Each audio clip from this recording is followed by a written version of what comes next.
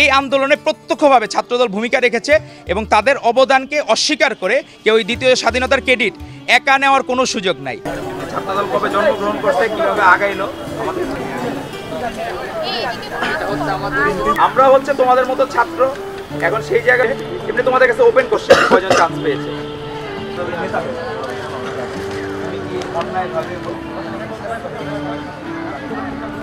Cake কাটা যাবে না, তার জন্মদিন উপলক্ষে কোনো অনুষ্ঠান করা যাবে না, কিছু সুযোগ হয়েছে।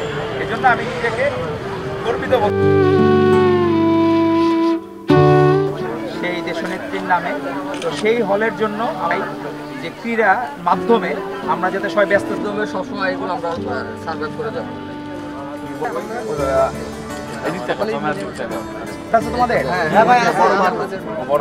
ছাত্রদল কিন্তু 90-এর গণ অভ্যুত্থান ঘটিয়েছে এবং এই দ্বিতীয় স্বাধীনতার ক্ষেত্রে ছাত্রদলের ব্যাপক ভূমিকা ছিল। আর ভূমিকা না থাকলে আপনি শহীদদের তালিকা দেখেন, সেখানে প্রায় 100 জনের অধিক কিন্তু শুধু ছাত্রদলের, 640 জনের মধ্যে আপনি পার্সেন্টেজে যদি হিসাব করেন তাও কিন্তু এটা 15%-এর উপর কিন্তু শুধু ছাত্রদলের শহীদ।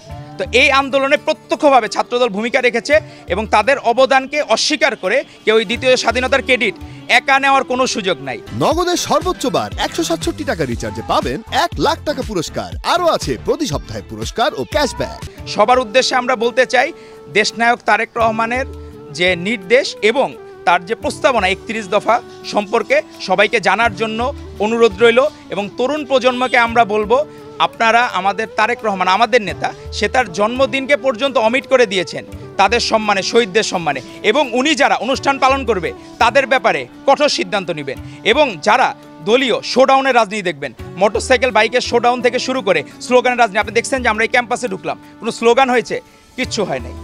এই যে রাজনীতির নতুন ধারা এবং সাধারণ স্টুডেন্টরা যে ধারা চায় সেই ধারা আমরা অব্যাহত রাখবো এবং আমরা মত বিনিময়ের মাধ্যমে তারা কীরকম রাজনীতি চায় বাংলাদেশে তাদেরটা আমরা শুনবো। আর এই আওয়ামী ফ্যাসিস্টদের কারণে সবাই যে রাজনীতি বিমুখ হয়েছে এর কারণও আমরা উদ্ঘাটন করব। এই রাজনীতির জন্ম হয়েছিল মানুষের দাবি দাওয়া দেওয়ার জন্য। এখনও কিন্তু আপনি উন্নত রাষ্ট্র না, বাংলাদেশ কিন্তু এখনও উন্নত রাষ্ট্র হইতে পারে নাই। তো উন্নত রাষ্ট্র করার জন্য আমাদের দেশনায়ক তারেক রহমানের নেতৃত্বের কোনো বিকল্প নাই। উনি আগামীর প্রধানমন্ত্রী হলে আমরা সুন্দর, স্বপ্নের, সাম্যের এবং মানবিকতার বাংলাদেশ গড়ে তুলতে পারবো ইনশাল্লাহ।